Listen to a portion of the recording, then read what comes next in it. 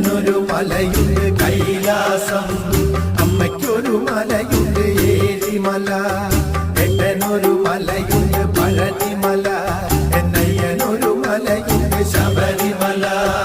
അച്ഛനൊരു നാമമുണ്ട് നീലകണ്ഠൻ, അമ്മയ്ക്കൊരു നാമമുണ്ട്